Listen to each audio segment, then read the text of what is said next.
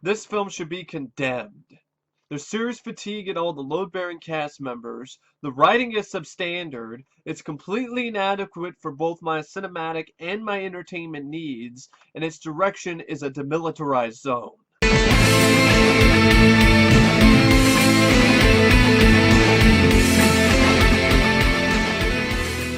This movie is a fucking whore. It's a lazy, crusty, STD-infested slut. It's a bore. It's a chore to sit through.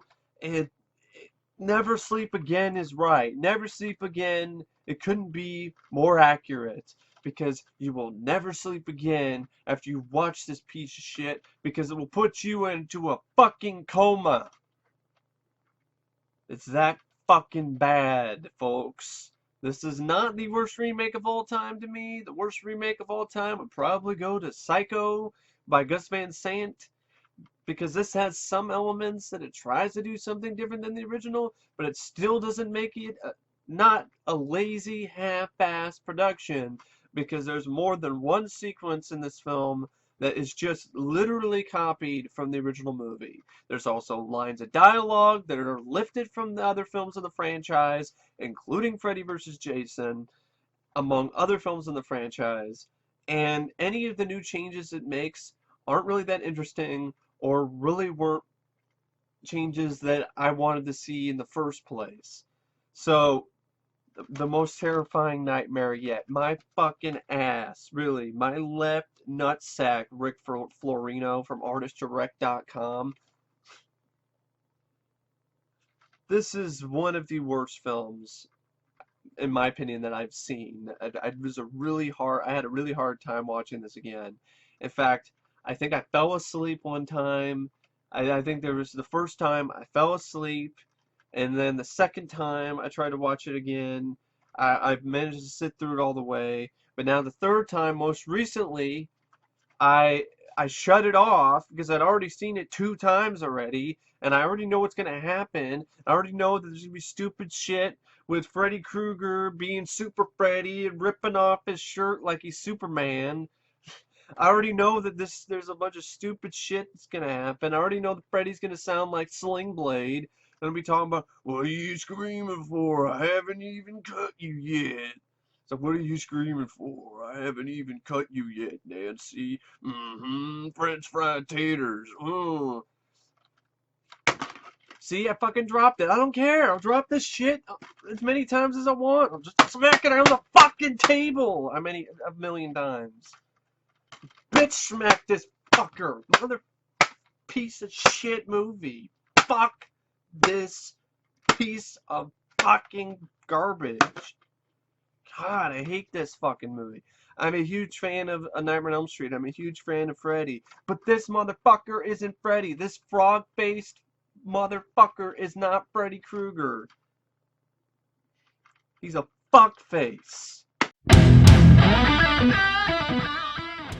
Now that I've let some stuff out of my basement, now I'm ready to talk about the few things about this movie that I didn't mind before I get into the full-on rant part of this video.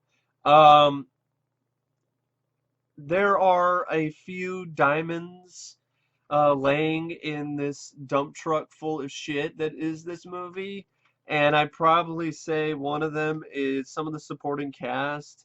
I honestly thought it was nice to see Clancy Brown, who you might remember him as Kurgan from Highlander. I thought he was all right. I thought he didn't do that bad of a job. Um, there's a few other actors.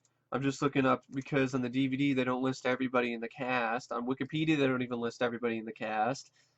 Normally they list everybody in the cast, but they don't do that. Yeah, Clancy Brown played Alan Smith. It was a supporting role. I liked him in it.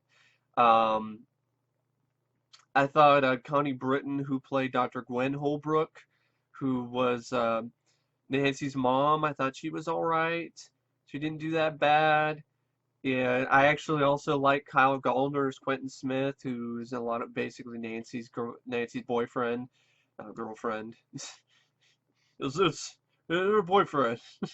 but he kind of is her bitch, so it kind of is close.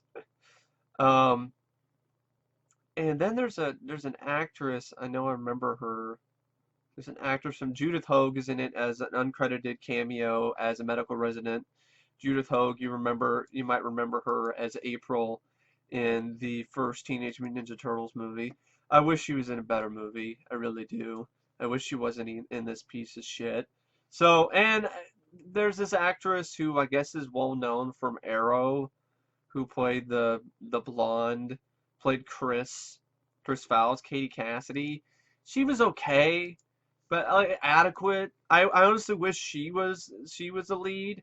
And yeah, I've been staring over like this. Sorry about that. I look at IMDb, and I'd rather not look at this, Freddy's ugly fuck face. So because that's really, they had a picture of the cover, and I'm like, I don't want to look at that fuck face.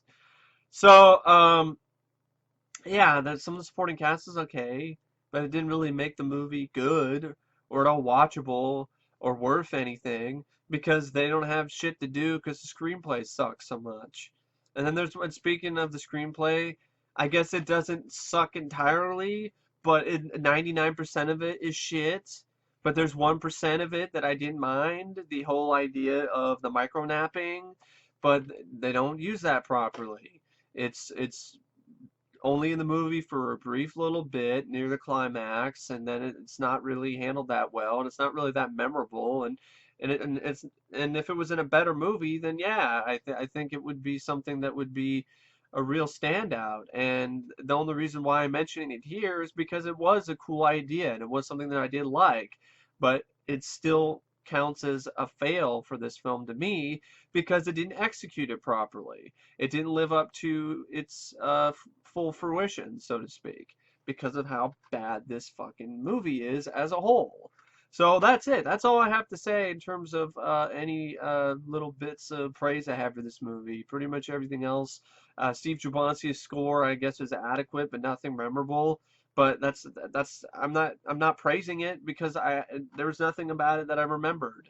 Um, it pales in comparison to Charles Bernstein's score from the 1984 original, and it pales in comparison to other scores later in the franchise, from like Part 4 and Part 5, and even Freddy's Dead to me. So, yeah, definitely one of the lesser scores of the franchise for me, and it's fitting for a lesser film in the franchise, but I guess it is somewhat of a positive because it doesn't make me want to rip my eardrums out, but uh, that's not saying much.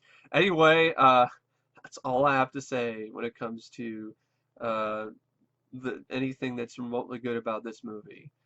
That's the last of the fucks that I give about Nightmare on Elm Street, about this Nightmare on Elm Street. That's the last of the fucks that I give.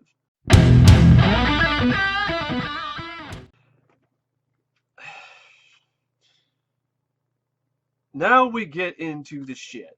Now we're getting deep into the shit house. Deep into the shitter. And I've decided that instead of just going off the top of my head, I'm going to go off of a list that I made of the top 10 problems I have with this movie. And I think I'm going to do that with every rant from now on because that's a way for me to not only keep track and make sure I remember everything that I found wrong with the movie, but at the same time actually accurately showcase the problems that I have with the film and show that, without a doubt, the pros definitely do outweigh the cons. And for this film, yeah, I created a top 10 list of the problems that I have with it. And yeah, so here we go. Here are my top 10 problems with the Nightmare on Elm Street remake in no particular order. Number 1, Freddy Krueger. Freddy Krueger, played by Jackie Earle Haley. Freddy Krueger and Jackie Earle Haley. They are both a serious problem with this film for me. He looks like a fucking frog and he sounds like Sling Blade. Really does. It looks like a fucking frog to me, or an amphibian, or an alien from outer space. I know what they're trying to go for with the look. I know that they were trying to go for the realistic burn victim look. Well, you know what? This is a movie about a killer who kills people in their dreams. Fuck the realism. It doesn't. There's no need for it to be realistic. There's no want for it to be realistic. You don't need to make everything realistic and super, super gritty. You don't need to do that. The original was gritty and the original was dark, but it also had a sense of fun with itself. This takes itself too seriously and has way too many sequences of melodramatic bullshit, which I'll get to later. But when you have Freddy looking like this, when he doesn't look like Freddy, he does not look like Freddy. That isn't Freddy. I don't know who the fuck that is. That's a fuckface, but it ain't Freddy. And then he sounds terrible. He doesn't sound intimidating, doesn't sound scary. Just because he has a deeper voice doesn't mean that it's scary. He sounds laughable. He's got a southern fried accent, and he sounds like fucking Sling Blade. He sounds like Billy Bob Thornton from Sling Blade. He really does. What are you screaming for, Nancy? I haven't even cut you yet. He even does the thing. He does that. He hums. He does the He does it. He absolutely does it. It's unbelievable that he does it, but he does. He does it. And I like Jackie Earle Haley, but he's not Freddy. Because, you know what? If it's not Robert Englund, it's not Freddy Krueger. Freddy Krueger isn't the same type of character as Jason or Michael Myers that you can exchange whoever's behind the mask and find a way to make it work. Because Freddy is a character that is, in a lot of ways, the main character of these movies. It's the guy who carries the film. It's the person you want to see. He's the big funeral director for the funeral processions, for all of these teenagers that he kills off in these movies. He's the James Bond of this franchise. And yes, you can recast James Bond, but I guess a better way to put it is, yeah, the better way to put, I don't really know. I think he's one of the few actors who really embodies this role, and there's no one else that is going to embody it as well as Robert Englund did. And as well as Robert Englund does. I'm sorry. You should. I don't even know why they're even bothering to make a Nightmare on Elm Street remake. Why they even bothered to make this is beyond me. Why they're even bothering to make another one is even more beyond me. Why? It didn't work the fucking first time. Why are you doing it again? But no, they want to do it again for some reason. I have no fucking idea. No Robert Englund. No Nightmare on Elm Street, and no Freddy Krueger.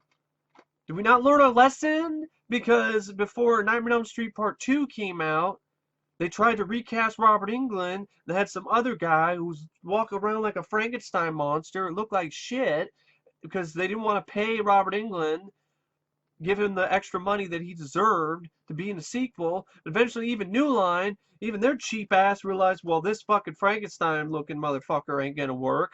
So we're gonna give Robert his money. But no, Samuel Bayer Asprin and fucking Michael Bearass decided that, oh yeah, we could recast Robert Englund and it'll still work. No, it won't. And this is proof of it. It doesn't work. Because Jackie Earle Haley, I know Robert Englund gave Jackie Earle Haley his blessing. And in a lot of ways, that's cool. But it's still not a good performance. He's still not Freddy Krueger. And Jackie Earle Haley, I know he's good friends with Robert Englund. He drove. I think he's one of the guys who drove Robert to the audition or something, or told Robert about the audition for the first Nightmare on Elm Street. And that's cool. It's cool that there's a connection between Jackie Earle Haley and the franchise. But that still doesn't make him a good Freddy Krueger. Because I'm sorry, he's too short. He's not intimidating. He sounds like Rorschach. And Sling Blade. He's Sling Blade Rorschach. Rorschach from Watchmen. I like Rorschach from Watchmen, but not as Freddy. I don't like that. That's a bad blend. That's a bad mix. And so yeah, he looks like a frog. He sounds like Sling Blade. He's not intimidating. He's not creepy. He looks fucking ridiculous. Freddy is a fucking limp dick in this movie. He doesn't have any good lines to say. What the one line people point out that's supposedly really good is the one where he kills the dog. He's like, "I was just petting it." Ah, ah, ah, ah, ah.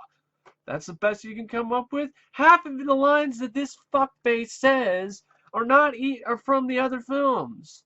He says, "I'm your boyfriend, Nancy," or "How's this for a wet dream?" Or when Kellan Lutz is having a dream because they decide to gender swap the beginning instead of Tina in the beginning, it's a guy, and he sees Freddy and he's like, "God," and then this fuckface is like, "No, just me, just me." And like, so you go from, "Oh God, this is God," to, "No, just me." No, just me. Just fucking stupid. Stupid! Stupid shit. And of course you have the, "What are you screaming for, Nancy? I haven't even cut you yet." And then shit like, "Your mouth says no, but your body says yes." Or stupid shit where you're trying to make the script's trying to make you feel for him or some shit like he's innocent. No, he's not. I'll get into that later. Or when Freddy says, "Now, why don't you just fucking die?" Like, really? Like that on the nose. What is Freddy, Two-Face, or Batman Forever now? Why? Why won't you just die? Like, why won't you just die? I just so bad. Fuck this fuckface. I don't want to talk about this fuckface anymore. Go fuck himself. Problem number 2. Over-reliance on the original film. Not one, but multiple Xeroxes of sequences from the original film, as well as many lines stolen from other films in the franchise. Like I said, "I'm your boyfriend, Nancy." The whole sequence in the bathtub where the claw comes out, but they do a shitty job with it because it comes out too quick and goes back in the water too quick, so it has no suspense. The Tina's death is pretty much ripped off for the death of Chris. It's the same death scene. It's just done really badly. She looks like she's a pinball bouncing around all over the place. It looks terrible. Bad CGI in that sequence. Speaking of bad CG, they rip off the sequence where Freddy pops through the wall. And they did that with latex, with cheap latex, and they do it with CGI that looks so fucking terrible that it looks like a PlayStation 1 game. They even steal the ending of Freddy vs. Jason. That was the last Freddy film before this, and they steal the ending of it with the girl decapitating Freddy. It's saying the same fucking line of dialogue. "Welcome to my world, bitch." It's the same line. Film is so fucking lazy. Lead character's name is Nancy. So, I mean, last name is Holbrook. But it's still just because you change the last name doesn't mean that it's not the same character, because it pretty much is the same character. There's just scene after scene. The body bag scene, they rip that off and just throw it in there. It's unbelievable to me, like how many sequences in this movie are just straight up copies of the original sequences from the original movie. That's not what people wanted to see. That's not what fans of the original Nightmare on Elm Street wanted to see. If we wanted to see sequences from the original film or the other films in the franchise, we just watch those films instead of watching a remake, redo them, and do them terribly. And I don't want to hear that it's a homage, because a homage is something that honors someone or something. It's not honoring the original film by just ripping it off. At least that's not what I consider an honorable thing. It's I don't think just because they tried to make a homage means that it's actually a homage. No, it's not a homage because they didn't even fucking do it in the first place. They didn't honor the original movie. They didn't do shit. In fact, they dishonored the original movie by recreating so many sequences from the original and doing them terribly and not doing them justice and not doing the honorable thing and doing something else and doing something original and doing your own thing instead of trying to recreate something that you will never be able to recapture. You will never be able to do.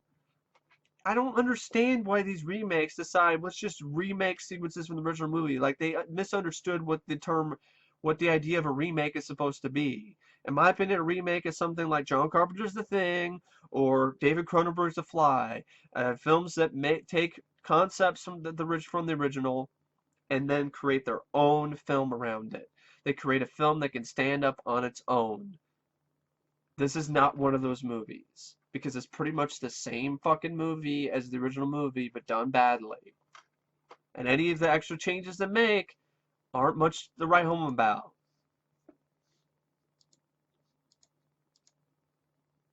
Problem number 3, unimaginative dream sequences. There are so many of these because for some reason the film decides fuck the imagination, fuck the ingenuity that made the franchise so popular and so entertaining and what made it stand out from all the other films in the horror genre. Fuck that. Let's make it a generic, boring movie because we are going to have almost every single dream sequence take place in the boiler room, down in the boiler room, and then down in the boiler room again and again and again and again and again. They keep on fucking showing the boiler room. I it just completely destroys the mystique that it had. It doesn't make it scarier by showing me the boiler room 50 billion fucking times. I mean, I know it's not 50 billion, but I mean, at least close to a dozen. It doesn't make it scarier just because you show me the boiler room in a different color of light. It's still the same boring boiler room. And any of the other sequences aren't that imaginative either. The room turns into like it's snowing, or there's ashes falling, or a schoolroom near the end. Wow, a schoolroom. That's the best you could come up with for a film where the killer uses people's nightmares and their dreams to kill them. No, we can't do that. Even the death scene of the convict guy who's basically playing this film's version of Rod, he gets stabbed by Freddy's glove. Just very generic, very forgettable. Awful dream sequences. There's nothing about these dream sequences that were all memorable or good. They just thought, oh, a bunch of red lighting is all we need, and that's it in a boiler room, and we'll call it a day. Fuck no. Use your head and come up with something original. Come up with something unique. Use the dream world. That's what. Why are you making a Nightmare on Elm Street film if you are not wanting to use your imagination? It's completely stupid and pointless to me to make a Nightmare on Elm Street film, especially a remake in 2010, where you're supposed to have all these better effects and these better ways to create all new kinds of stuff, and you just choose to be the laziest fuck you possibly can be instead. And just the boiler room, and here's the boiler room, and the boiler room, and then a school room, and then there's absolutely no effort at all put into the dream sequences. One of the dream sequences in this is just a flashback. It's a flashback. The guy's swimming, Kyle Gallner swimming in the pool, and he has a flashback to Freddy's past. That's not even why the fuck is that even in there? Why is he dreaming of Freddy's past? And that's one of your dream sequences. A fucking flashback. Fuck this movie. Problem number 4, shady kills. Mentioned earlier, half are bad rip-offs of kills from other movies in the franchise, and the rest are either completely forgettable or have atrocious special effects. Bad CGI, like the scene where Nancy's mom gets pulled into the mirror. Really awful looking CGI there. Speaking of bad CGI, Chris's death, the pinball machine of doom just bouncing around like she's a fucking pinball. Multi-ball, bing, ding, ding, ding, ding, tilt. It was really bad. It was awful. You compare the kill scene from Tina from the original film with Chris's death. There's no comparison. Tina's is much more brutal. It's much more intense. Even the death scene of the babysitter from New Nightmare is much more intense. Hell, why the hell did they remake that death scene again? They had already remade it twice.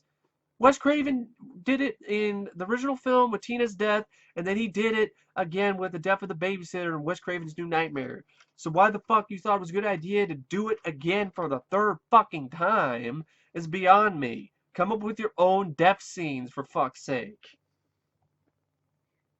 And like I said, most of the other death scenes are just forgettable. Freddy just stabbing people with his claw.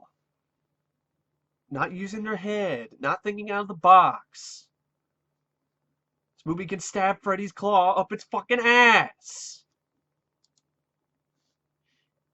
Problem number 5, too many jump scares. There's so many jump scares in this movie, you can create a drinking game out of them. Trust me, you will be wasted off your ass minutes into the movie. It's that bad. It really is. It's that bad when it comes to its jump scares. It mistakes horror for surprise. That's something that I'm really pissed off about lately. Is a lot of horror films are mistaking, like Paranormal Activity and all these other movies, are thinking that if the movie has a ton of jump scares, then it's a great horror film. No, that's a shitty horror film because you can't scare people without going boo. Seriously, that's just surprise. I'm being surprised. It's not a scare. I'm not scared. I'm not scared of jump scares. They should be called surprises. It's like a Jack-in-the-Box. I'm not scared by a Jack-in-the-Box. When I'm winding a Jack-in-the-Box and the Jack pops out, I'm not scared of the Jack. From the Jack, I'm not scared. I'm surprised. It's like when I play a game of perfection and I can't get all the pieces in place in time and they all pop up and it makes a loud noise. I'm not scared of the game. I wasn't scared. I was surprised. I was shocked. I was, whoa, taken off guard. That's not the same as being scared. And it doesn't even do jump scares properly because they're predictable. Because there's a music cue that pretty much predicts every single jump scare that's about to happen. And so there's no suspense and there's no scares anyway. And it's not even surprising. So if it did want to surprise you, it didn't work. It's like a broken Jack-in-the-Box. It's like a Jack-in-the-Box that pops up at the exact same time every single moment. Every single time you use the Jack-in-the-Box, it pops up at the same time. It's just so many jump scares. It's just ridiculous. I mean, if you took out the jump scares, this movie would probably only be an hour long. So many jump scares are in this piece of shit. Problem number 6, a piss poor screenplay. This is the plot. Okay, this is the plot. I'm just reading it off real quick. You have Chris Fowles, played by Katie Cassidy, goes to Springwood Diner to meet her with her boyfriend Dean, played by Kellan Lutz, who falls asleep at the table and meets a man covered in burn scars wearing a red and green sweater, fedora and a clawed glove in his hand. Freddy Krueger. By the way, in terms of the clawed glove, it doesn't really explain why he even needs it. Why does he need it? If he doesn't kill the kids and he just rapes the kids, why does Freddy need a fucking glove? Why does he need the glove if that's all he does? The fuck is the purpose of the glove? The burn man cuts Dean's throat in the dream. Another shitty, lazy kill, which ties into this shitty screenplay. In reality, it appears that Dean is cutting his own throat as his friend waitress Nancy, played by Rooney Mara, who's another problem in this movie, looks on with Chris. At Dean's funeral, Chris sees a photograph of her and Dean as children, but cannot recall ever knowing Dean before high school. That's because this film pulls out this shit out of its ass. The idea of mass amnesia. Yeah, everyone in Springwood forgot what the fuck happened with Freddy. Forgot that Freddy diddled them when they were kids. Yeah, bullshit.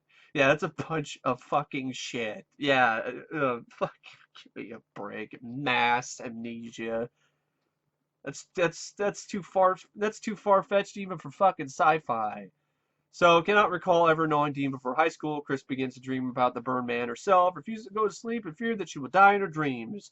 Jesse, played by Thomas Dekker, Chris's ex-boyfriend, shows up at her house to keep her company while she sleeps, but Chris meets the burned man in her dreams and is murdered. And covered in blood, Jesse runs to Nancy's house to try to explain what happened. He tries to learn that Nancy's been having dreams about the same man. Pretty much the same plot line as original, just changed some things up, but not really enough to really make it look any different. So just put a new coat of paint on it. Jesse's apprehended by the police under suspicion of murdering Chris and is killed by Krueger when he falls asleep in his jail cell. Stabbed with a claw. Blase, pretty blah. Forgettable death scene. With her friends dying, Nancy begins to question that everyone's connection is to each other, given that none of them can remember each other from before their teenage years. Mass amnesia.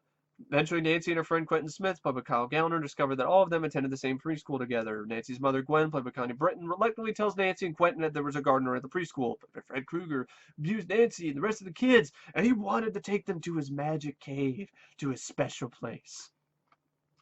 That's a line of dialogue in this film. Even Freddy says, "I'll take you to my special place." Oh, your special place? I don't want to go there. Is your magic cave next to the Magic Kingdom? Is it somewhere in Disneyland? I'd rather go to Disneyland. Is, is the Magic Cave next to the Space Mountain or the Thunder Mountain Railroad? Where is this Magic Cave, Freddy? Is it next to the Yellow Brick Road? So, Magic Cave. Fucking special place.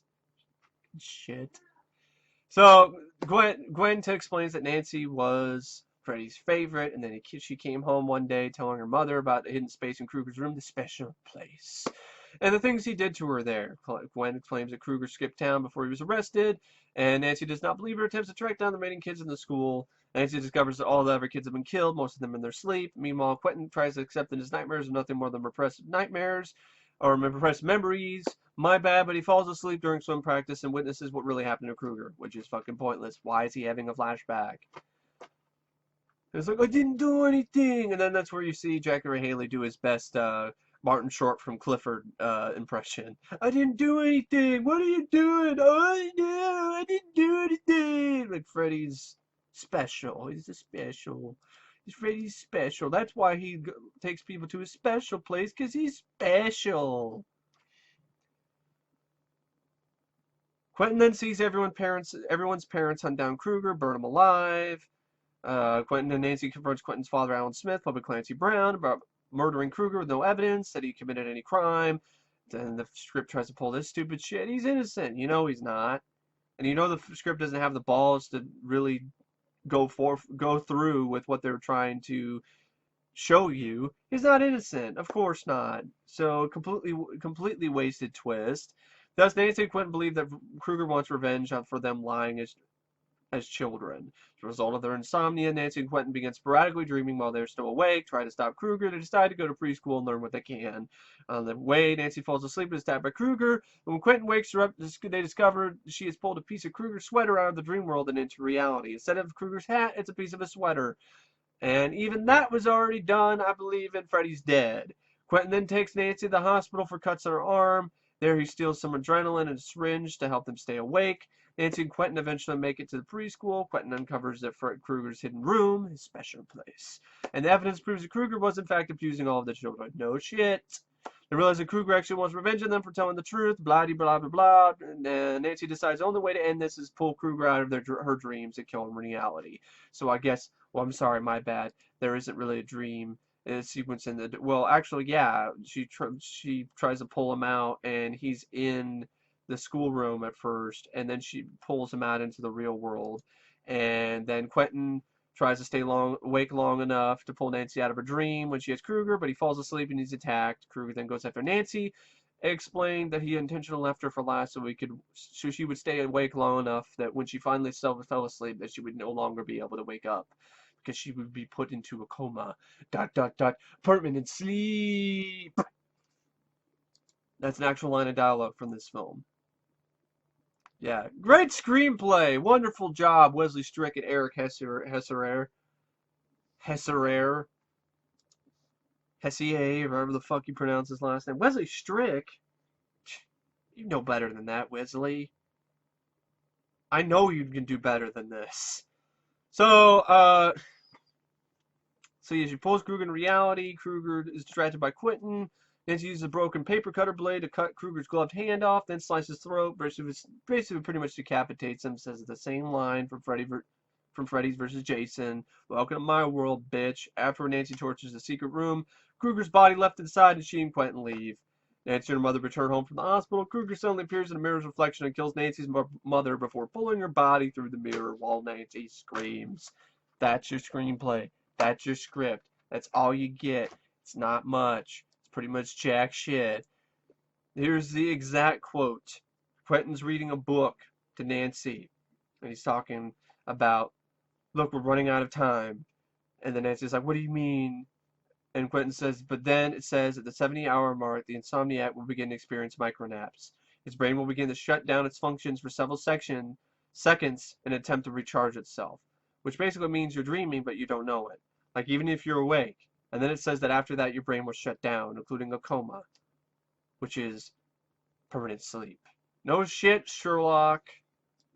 Who wrote that? Hessier or Schrick? I don't know who wrote that, but man, that's some stupid shit.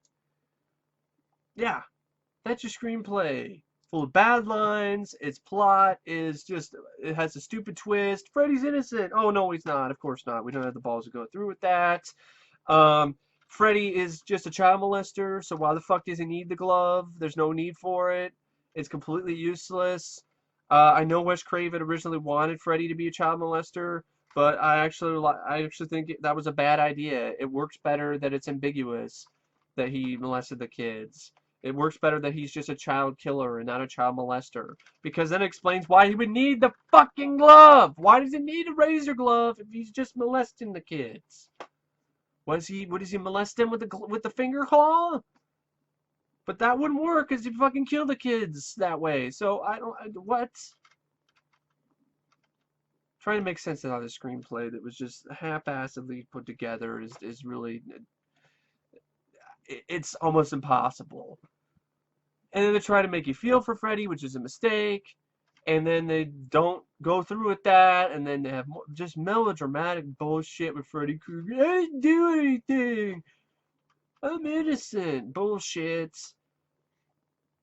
And then just, yeah, it's the same movie as the original film. It just has certain sequences that are taken out and replaced with other scenes that aren't really that interesting.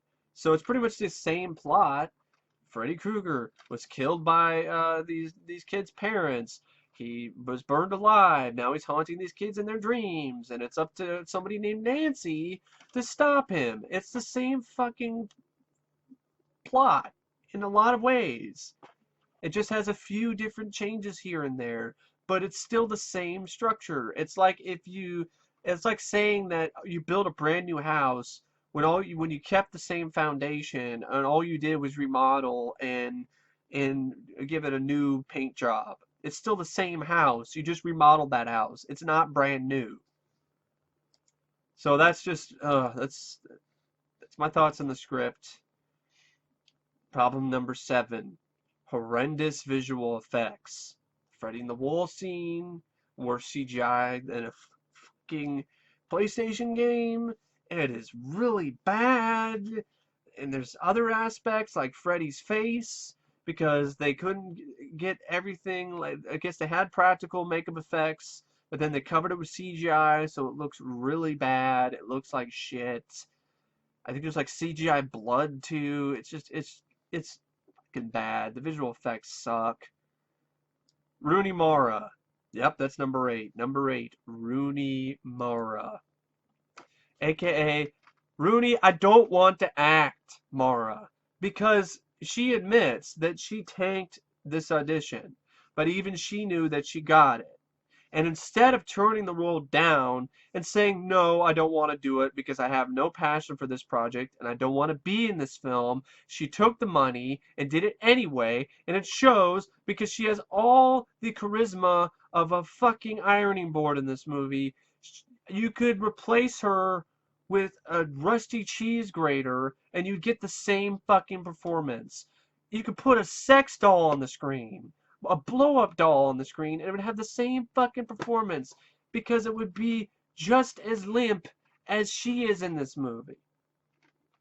She doesn't give a shit. She doesn't care. Delivers one of the most lackluster, limp-dicked, I don't give a fuck performances I've ever seen in a film. She's just a flat board. There's no emotion. What, did they put a fucking corpse on the screen? That's what it looks like half the time, that they're trying to reanimate her with some reanimator juice that they stole from Herbert West, but it's not working because she's still fucking dead. She's just reanimated living tissue now.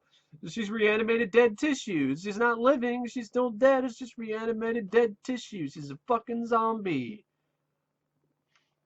And she even said after the film came out that her performance was so bad that she really seriously considered not acting again. That it was one of the worst moments in her career, and it was something that really damaged her career, she believed. And then yeah, it did. And you know what? You shouldn't have been in the fucking movie. If you didn't want to be in it, if you didn't want to do it, then you shouldn't have done it. You should have passed, let some other actors take the role, and then take another role, or wait for another role to come along, a better role, because this obviously didn't help your career, Rooney Mara. It didn't give you any more job offers after this. In fact, all it did was put a very big stain on it. And it's all your fault. So no, I don't feel bad for you because you had every opportunity to say no and you did it anyway. So, I'm not giving you a pass for taking a role you didn't want to fucking do and not even giving a shit in the process. And showing up as a dead fuck on screen. So no. A fucking tumbleweed has more charisma than she does in this movie. Problem number 9, Samuel Bayer Asprin. He can't shoot a film worth of shit. He makes it look and feel like a lifeless corpse. And no amount of lighting is going to give this film direction a pulse. It's a dead fuck, just like its director. And he's an asshole. He was giving fans of the original movie and people who had problems with this movie shit, saying that you should go outside and get a life. Well, you should learn how to fucking direct. It's no wonder you haven't directed a movie ever again after this movie, because you fucking suck, Samuel Bayer Asprin. One of the worst directors I could think of. Rob Zombie is better than you are. And I can't believe I'm saying that. I can't believe I'm actually saying that Rob Zombie, of all people, is a better director than somebody. But he absolutely is a better director than you, because he actually knows how to create some interesting visuals. You, on the other hand, create nothing but boring shit that nobody fucking remembers. And it really does show that he did not care for the original film. Why are you hiring a director who doesn't give a shit about the franchise and doesn't like the film that he's remaking? Why? Oh, because Michael Bay liked him because Samuel Bayer Asprin directed commercials and maybe was friends with Michael Bay. So that's why Samuel Bayer Asprin got this fucking job directing this piece of shit. Because he knew Michael Bay. Doesn't mean he's a good director or he directed some commercials and some music videos. It doesn't mean he should be directing movies. Just because David Fincher and Michael Bay and some other directors started out that way doesn't mean that everyone who directed commercials and music videos is a good movie director. Samuel Bayer Asprin is a prime example of this. Because he hasn't directed any movies after this. He hasn't done jack shit because no studio wants to hire him because he's a shitty director and he's an asshole. He doesn't know how to do PR to save his life because he fucking automatically starts calling out a fan base. Because he can't take criticism and he can't take it. And you know what, Samuel Bayer Asprin? I got some advice for you, okay? I got something to say to you. You know, I've met some dumb directors in my life, but you take the taco, pal. Only a bare ass like yourself would direct a remake and choose Elm Street. Tasty pick, bonehead. If you had Brain 1 in that huge melon on top of your neck, you would be still directing and making your own sweet original films and making money out in the beautiful San Fernando Valley. But since you don't have Brain 1 on that huge fucking melon on top of your neck, you're not directing movies anymore, Samuel Bearass. You're not making films, and you're not making money, because you chose to direct a remake of A Nightmare on Elm Street. And you did a shitty job. And you're a shitty director. So, yeah, you're not living the sweet life. And your movie still sucks. You're still a shitty director. So, why don't you do us all a favor, Samuel Bear Asprin, and shove your head so far up your own ass that you disappear from sight completely? If you haven't done so already. Because that explains why you've gone missing.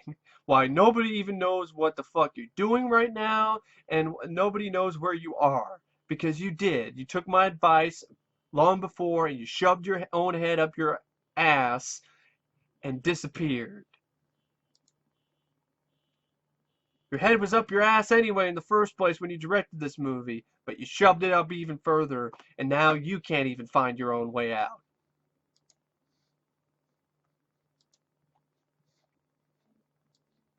So,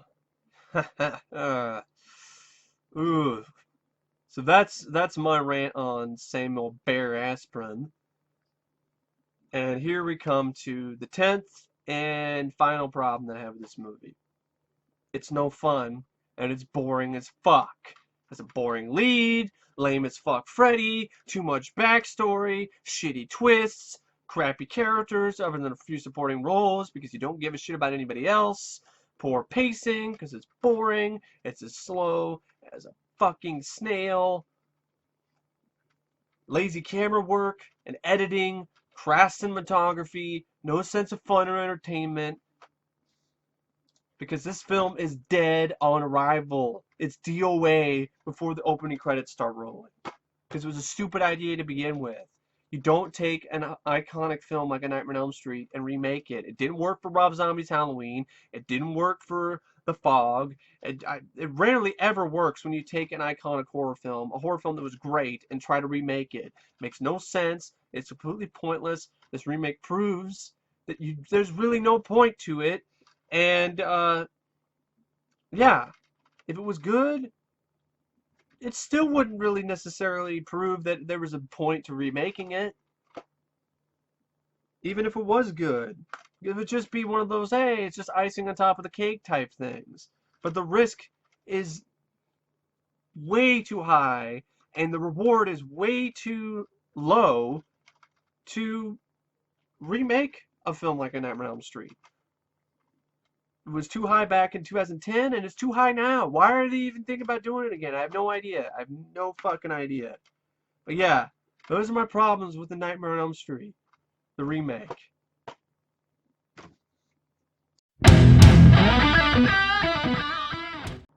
I really don't know what else to say about this movie. I really don't. I mean, I've ranted for a while on it already. I've ranted on 10 specific topics, specific problems I have with this film. All I gotta say is, fuck this putrid puddle of piss. It's a pathetic, putrefying pile of flesh, farts, and feces. Samuel Bear Asprin can go fuck himself. Rooney, I don't want to act Mara, can do the same. And this movie can rest in hell.